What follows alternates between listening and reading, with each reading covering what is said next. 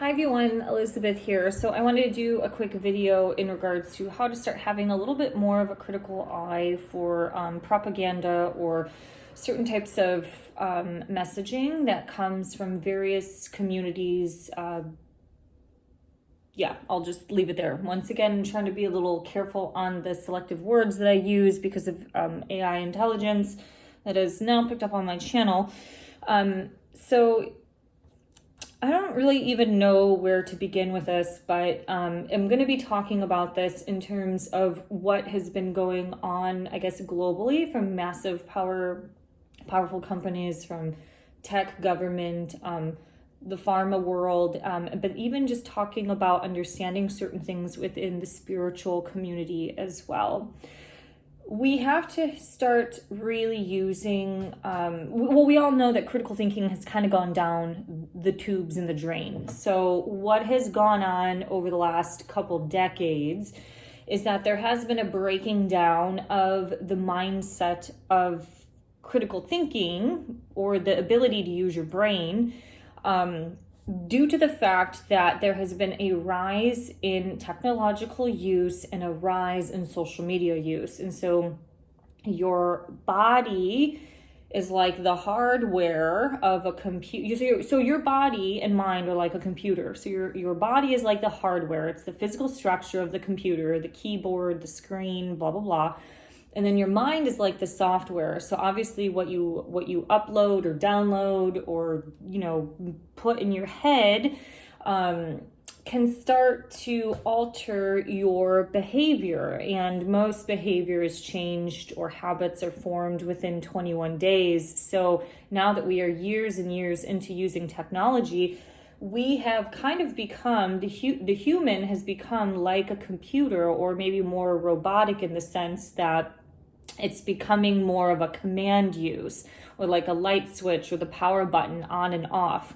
You can tell politically people's emotions have been less controlled, so it's more reactive rather than pausing and thinking before you speak and working through the political sphere or problems or whatever, even in the business world, with more grace and diplomacy. So, that is the one thing that really I felt got triggered up in 2016, was that more kind of jab, a hardcore reactive response. And in some ways, I felt like that wasn't anything new. It was just the person in charge of this country was the mere reflection of what a lot of people have become, due to the fact that I live out here in Seattle. When you have the more progressive political culture, I mean, these people I've seen them doing this online every day, all day, against religion, against conservative politics, spiritual people, whatever. So you have to understand that technology is a blessing in some ways, right? Because we can make these videos and learn and educate from people around the world, that you don't have to be in the exact physical location. However, the demise or the downfall of technology is that it really has altered people. And I say this because I've spent the last 10, 11 years training predominantly tech people, and I can see how they move their body, how they have not zero, but a lot of them are just have no physical self-awareness at all. I tell them to do something and they're like this, like a little cat at the keyboard. It's like, no, just do a plank with tapping your feet out. Instead, they're just like this, like, they're moving at the speed of a computer, like wanting to download everything within 0.25 of a second. So let's move on. You have to understand that when there is a major, massive agenda, you are going to see some propaganda or evidence or blah, blah, blah, something to support the national narrative. Now, you can always follow the money. That was the old school spiritual thing that people talked about a long time ago. And that rarely never fails. But I think if you're not having gone down the rabbit hole too much, I will say the agendas have been greater than what you think. I mean, for example, one example is we used to make our clothes. Mom and dad, not mom and dad, sorry, just mom or grandma used to make our clothes, right? Well, ironically, in the Victorian era, when some of the mainstream sewing machines came out, I think it was, is it Watson? There was one that was Singer, and then there was another one. I thought it began with a W, but anyways, once you follow the money and follow these people, all of a sudden, all of these households started having machines to where women could make the clothes at home. However, that was a preparatory stage for a lot of the creations for either textiles or war gear for World War I and World War II. Now, I don't, this is like a whole 30-minute video in itself, so that is just like a quick thing. Like once you start going down the rabbit hole and start to see these either technological changes or certain agendas, like the agenda wasn't just about mom. It was marketed as mom making little baby clothes and making little textiles and quilts. However, the underlining cause of that was actually getting people prepped up, getting these women really prepped up to work, to sew things for future armies. So it's kind of scary when you start going down that rabbit hole. The one thing you have to understand is that with this technological social media age, it has warped our brains. You could use pornography as a massive example. If you look at a porn video from the 70s or the 80s, maybe even the 90s, it's a hell of a lot different than the stuff that's out there today. It's a lot more grotesque. It's a lot harder. You have like choking and certain things involved. It's a lot different. And the more warped your brain gets, the harder you need, or, the more bizarre or far out stuff that you need to kind of pacify the hormones within the brain. So sensationalism of our brain has played a role to where I believe the news today is not even news. It's a lot of sensationalism. If you look at news reports from today as compared to news reports from the 90s, 80s, 70s, before that, you can see the breakdown of diplomacy or the breakdown of critical thought. Now, I know a lot of people on this channel probably watch something like Tucker Carlson, and he's done a really great job at exposing a lot of things, especially recently with Davos. However, you could still see these little jab points of making fun of Klaus Schwab, or they did like a little dinosaur of Klaus Schwab and things like that. And I guess it's funny. It's good to bring some humor into it, but it still kind of plays this role of sensationalism in the brain rather than just coming to the fact of critical thinking and reporting of stuff that's happened. I think liberal news, because I worked at a retirement home through 2020, that shit's not even news. It's just a bunch of screaming on the television, fear-based mongering. Because I lived in a lefty city, all these people think that something like Fox News is fake, or independent media is fake news. But yet these people aren't, but they can't even see the sensationalism that is being pumped out. Even like the fear of the sea over the last few years with all these deaths and stuff like that. So basically what I'm trying to get at is like, our brains have been so sensationalized. Sometimes it's easy to get caught up in stuff, and this shit's happening even in the freedom, truth community, whatever you want to label it. Like things like the snake venom in the water. I mean, probably all of us to some degree got maybe a little bit fooled by certain things, because that somehow some people across this planet have been getting poisoned, and our water is a bunch of crap. If you live in middle America, you've been poisoned way more than the coasts. There's high amounts of uranium in the water, especially in places like Wisconsin. Get a Berkey water filter. So sensationalism of the brain has blocked us from being able to critically think or look at certain propaganda tools. Now, the next 2 points I want to talk about kind of go a little bit hand in hand, because you see this in the spiritual or the new age industry. It's like, is it abundance, or are they kind of selling out? I truly believe it is extremely difficult to live a very pure and natural spiritual life on this planet coupled with trying to build your own brand or your own business, because there are certain tactics that work in the material world when it comes to marketing and promoting certain ideas or products or trends or classes. And you kind of have to follow a little bit of the trends or the things that work. So you have to sell out a little bit in order to reap the abundance. So what works in the material world, obviously, because we are used to the news and Hollywood videos and all this celebrity lifestyle, that you kind of have to have a certain type of look to you. The yoga industry is an excellent example of this, that you have to sexify up your body, if sexify is even the right word. But you know, like the really thin, pretty girls who are wearing sport bras and little tiny shorts, and you can see their really finely toned abdominal wall and their really nice legs. Part of me is, this is another video, it's like so nauseating. It's like, get over yourself. And I say this because I broke out of it. I work in the fitness industry. It is an industry full of vanity and ego. I'm sure in my 20s, I was slightly a part of it, because when you want to get ahead, to have freedom, you have to have cash. And then to have cash, you kind of have to get ahead. So you're going to do what you want to do to get ahead, that can appease to the warped mindset of whatever you want to say, the normies or the masses in this country. The most spiritual people I know that literally just, I'm not saying they don't care about certain things like abundance, because I don't know their financial situation, but they have pretty good jobs.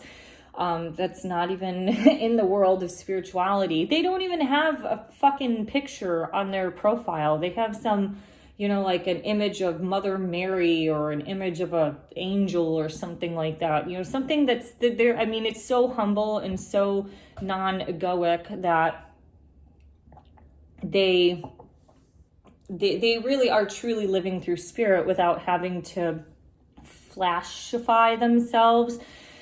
So, you know, it's like, okay, if you take yoga, for example, it's like one of the two ends really succeeds in the success of having like a YouTube channel or a company or a practice, or a program that they're trying to sell. You either have the ones that are fully on in yoga, like Kundalini, or your gurus from India that are wearing the garb, that truly look like it. And then you have the other ones that are like the super bendy flexi girls that their Instagram page is like 99.8% pictures of them doing these amazing poses, or them out, you know, in Europe enjoying themselves, but they're always like dolled up. Obviously they're using their body a little bit, the you know, sex fucking sells, we know this, so they're using that realm in order to get ahead. So once again, is it abundance or is it in part selling out?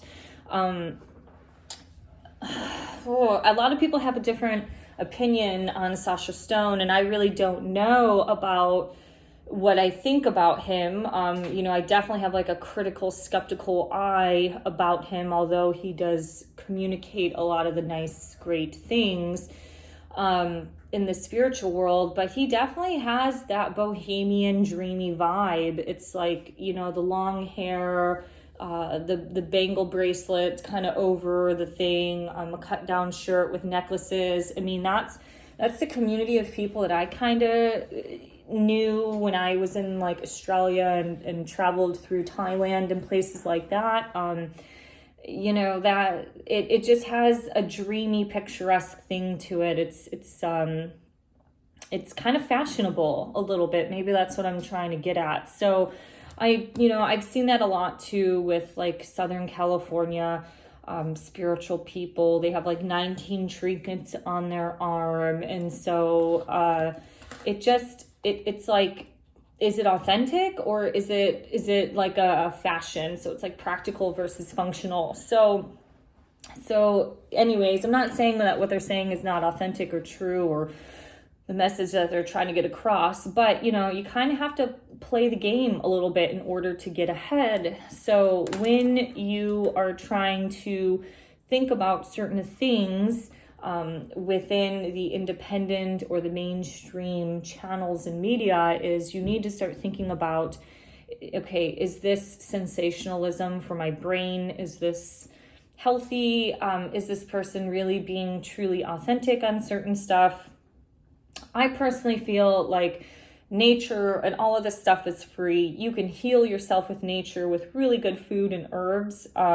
So it does get frustrating as somebody who's worked in the wellness realm for so long, 17 years, that it's like you have people who have zero experience career-wise in the wellness realm. However, maybe they found themselves a little bit because of getting sick with cancer or whatever, and then they start selling supplements and vitamins, and it just becomes another rabbit hole game of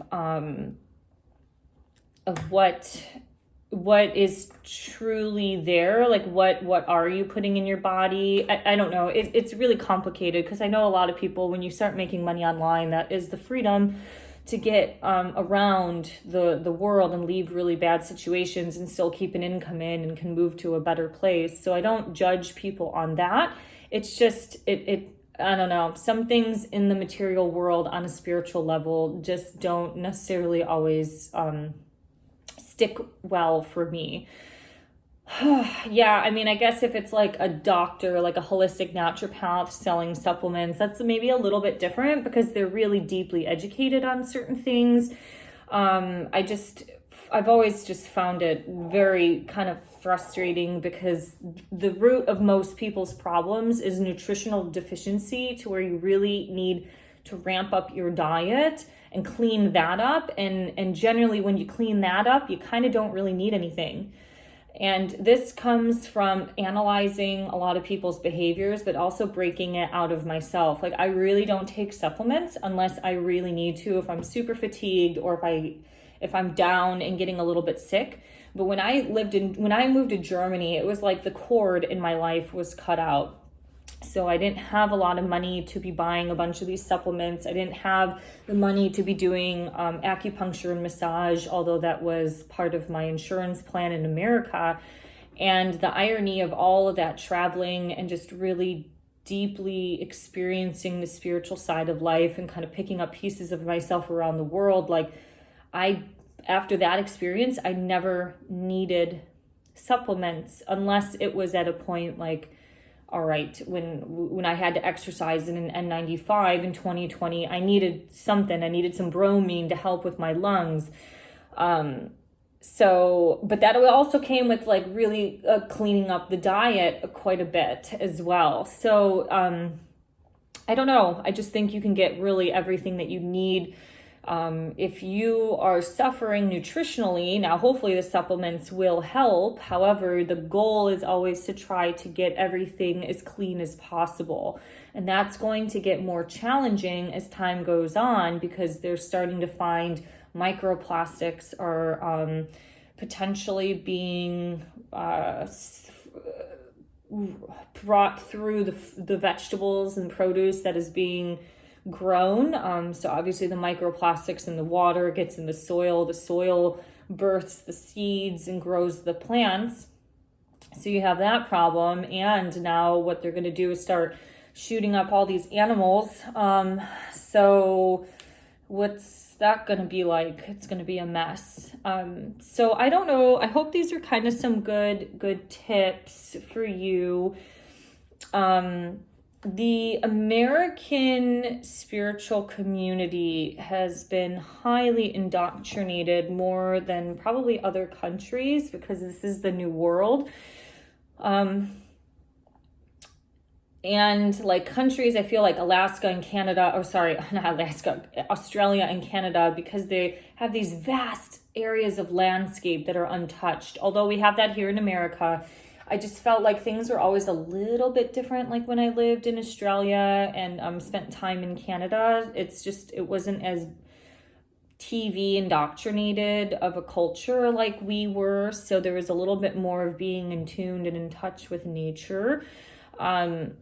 But these type of things, you can start questioning yourself in terms of getting a critical eye for propaganda, whether it's an agenda, following the money, understanding if this is sensationalism for the brain or is it for the betterment, and just really understanding that when you listen or talk to certain people, you have to understand what works in this material realm. And the more narcissistic that we get in society, kind of these leaders, even in the freedom movement, Chris Guy is a great example of it. I mean, it's just complete full-blown egotism, maybe slight part narcissism and stuff to try to get ahead in life, to be famous, to be, that's the thing. We have been brought up over the last decade everybody's trying to be their own celebrity, and now that mainstream media has talked about YouTube celebrity and Instagram celebrity and influencers and stuff like that. I mean, that's why they're called influencers. Hello. So anyways, hope all is well. Thank you for liking, sharing, and subscribing. Would love to hear your thoughts. See you next time. Bye-bye.